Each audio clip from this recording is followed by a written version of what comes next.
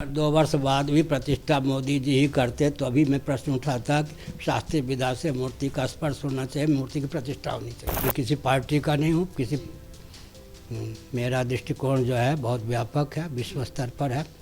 मैं नाराज़ होता ही नहीं। नाराज़ होने का अर्थ क्या है? मैंने पहले कहा कि प्रधानमंत्री नकली नहीं, मुख्यमंत्री नकली नहीं, राज्यपाल नकली नहीं, राष्ट्रपति नकली नहीं। इनसे घटिया पद शंकराचार्य का है क्या? शासकों पर शासन करने का पद हम लोगों का है।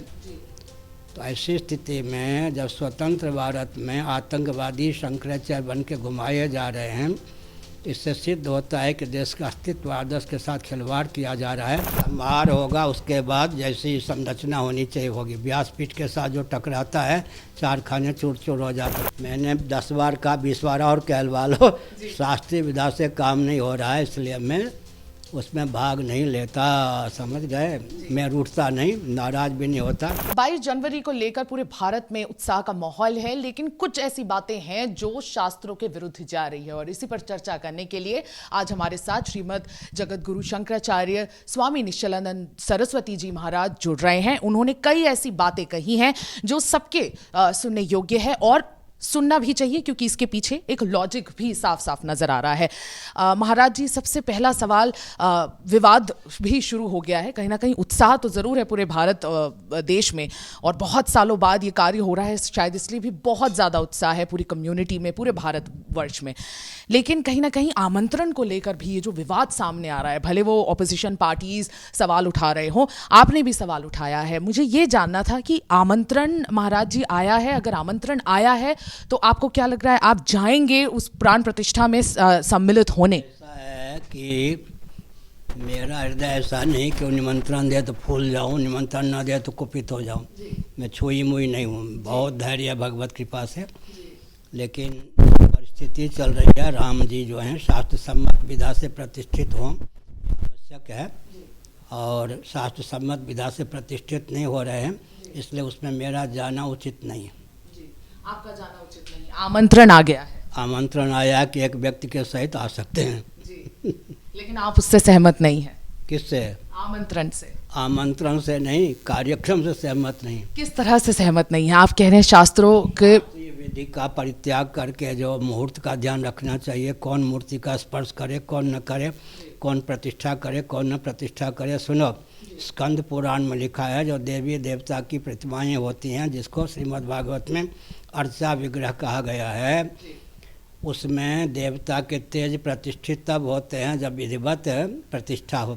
साथ ही साथ मान लो विधिवत प्रतिष्ठा हो जाए, पूजा आरती इत्यादि में अगर विधि का पालन न किया जाए तो देवी देवता का तेज तिरोहित हो जाता। गुड कंडक्ट बैड कंडक्ट तो आप जानते हो। और जब देवी देवता का तेज तिरोहित हो जाता है तो डाकनी शाकनी भूत प्रेत पिशाच उस प्रतिमा में प्रतिष्ठित होकर पूरे क्षेत्र को तहस नहस कर देते हैं। इसलिए प्राण प्रतिष्ठा, मूर्ति प्रतिष्ठा खिलवाड़ नहीं है। इसमें दर्शन, विज्ञान, व्यवहार तीनों का एकत्व है। व्यापक अग्नि को घर्षण के द्वारा एक जगह व्यक्त कर लिया जाता है, वो दाहक प्रकाशक अग्नि तत्व होता है। इसी प्रकार व्यापक परमात्मा को मांत्रिक, तांत्रिक, यांत्रिक विधा से प्रतिमा में, अर्चा विग्रह में, मूर्ति में अभिव्यक्त करने की विधा दर्शन, विज्ञान, व्यवहार की दृष्टि से बहुत महत्वपूर्ण है।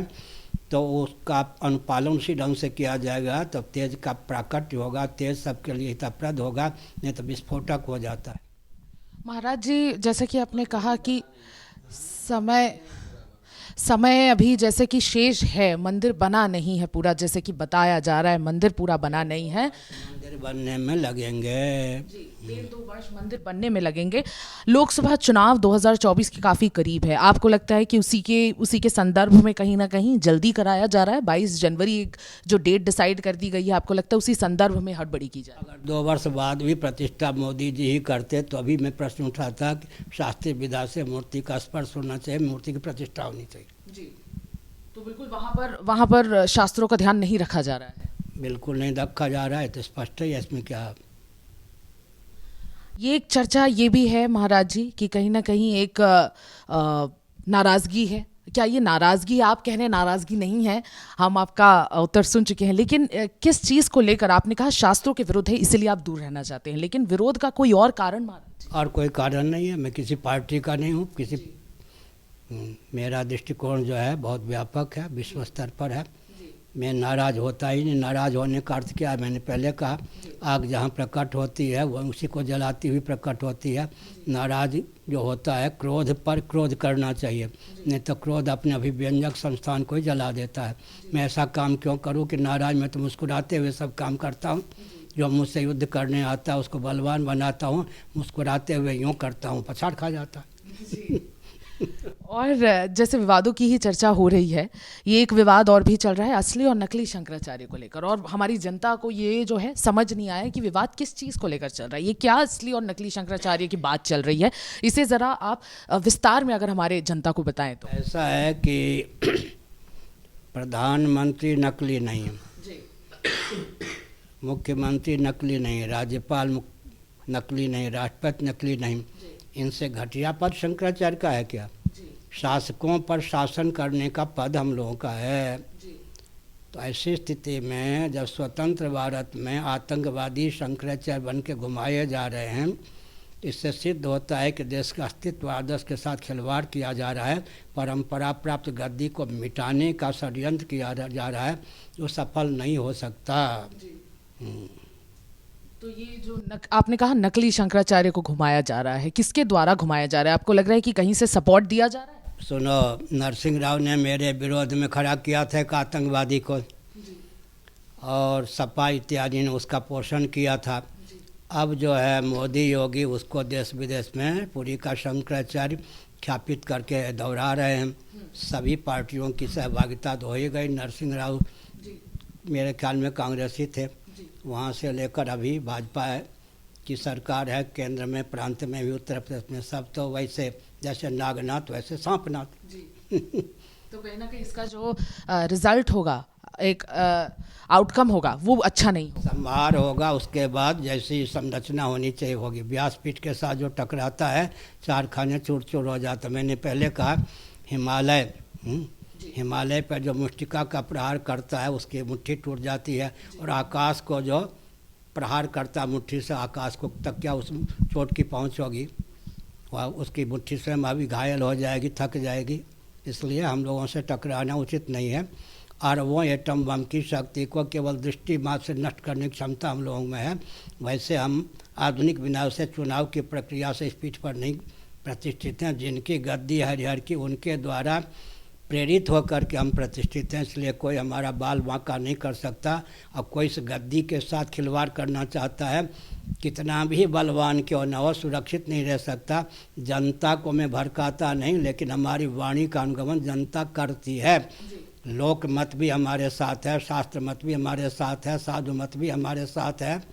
तो हमने संकेत किया, सब प्रकार से हम लोग बलवान हैं, दुर्बल हमको न कोई समझे। तो देवी देवता ऋषि मुनि हमारे साथ हैं, इसलिए जो कुछ किया जा रहा है देश का अपकर्ष इसमें सुनिश्चित है। शंकराचार्य भी आतंकवादी होंगे, अराजक तत्व होंगे, हुर्रियत के नेता के खिलवाड़ होंगे, तो फिर एक चेतावनी सी दे दी है प्रधानमंत्री नरेंद्र मोदी और जो उत्तर प्रदेश के मुख्यमंत्री हैं योगी आदित्यनाथ की, अगर आपसे टकराएंगे तो। दोनों मेरे परिचित हैं। जब मैं गुजरात में भ्रमण करता था, ये देवता उस समय गुजरात के मुख्यमंत्री थे, उस समय भी उस आतंकवादी को अरेस्ट होने से बचाया था। आरंभ से ही हमसे भिड़ते रहे हैं और दर्शन करने आए भी थे मेरे पास शपथ ग्रहण के पहले। उन्होंने कहा था ऐसा आशीर्वाद दीजिए कम से कम भूल कर सकूं। तो अब वो इतनी बड़ी भूल कर रहे हैं, जिससे कहा था कम से कम भूल कर सकूं, उसी से टकरा रहे हैं। बुद्धू हैं या नहीं? मोदी क्या हुआ? मोदी थोड़े हुआ, बुद्धू हो गए, अपनी बुद्धिहीनता का परिचय दे रहे हैं। और एक जो नजदीक है क्या? जी, एक और एक स्टेटमेंट आया चंपत राय जी का, श्री राम मोदी जी, और सुनते भी रहते हैं, हमारे शब्दों का प्रयोग भी करते रहते हैं, समझ गए? सीखते भी हैं और टकराते भी हैं। अच्छा, सीखते भी हैं और टकराते भी हैं, बिल्कुल विशेषता है उनकी। चंपत राय जी कह रहे हैं कि श्री राम जन्मभूमि ट्रस्ट के महासचिव चंपत राय जी कह रहे हैं कि मंदिर जो है सौंपा जाना चाहिए रामानंद समुदाय को। तो आपका इस पूरे स्टेटमेंट पर क्या है एक रिएक्शन है? हुए रामानंदाचार्य पहले हुए जी, राम जी पहले हुए और रामानंदाचार्य पहले हुए। जी जी पहले ये चंपत राय पहले हुए जी या संपत राय पहले हुए। संपत राय माने यहाँ से वहाँ भगते फिरो क्या, बेपेदनी का लोटा, जी और लोटा का उल्टा क्या होता है, टालो। जी आगे तो इसलिए आप इससे बिल्कुल सहमत नहीं हैं। मैंने 10 बार कहा, 20 बार और कहलवा लो, जी। शास्त्रीय विधा से काम नहीं हो रहा है, इसलिए मैं उसमें भाग नहीं लेता, समझ गए। मैं रूठता नहीं, नाराज़ भी नहीं होता, नाराज़गी कोई लक्षण भी नहीं। मैं बहुत हंस के ही खेलता हूँ, कूदता हूँ, युद्ध भी करता हूँ तो सबके हित की भावना से और हंसते हुए ही युद्ध करता हूँ, समझ गए। क्या आपसे ट्रस्ट ने किसी प्रकार की कोई भी सुझाव लेने की कोशिश की? क्या कोई सुझाव मांगा गया था, आपने कोई सुझाव दिया कि देखिए ये शास्त्रों के विरुद्ध हो रहा है, जो भी हो रहा है, तो इसे रोका? सुझाव कौन लेगा? धार्मिक क्षेत्र का नेतृत्व भी मोदी योगी अपने पास रखना चाहते हैं, सुझाव लेने की उनको आवश्यकता क्या है? फिर हमसे सुझाव लेंगे, उसके बाद जजमेंट वो करेंगे, तो हम वकील हैं उनके और जो जज बन के काम करेंगे, हम सुझाव ही क्यों देंगे? अच्छा, तो कोई सुझाव नहीं दिया गया? सुझाव हम किस आधार पर दें?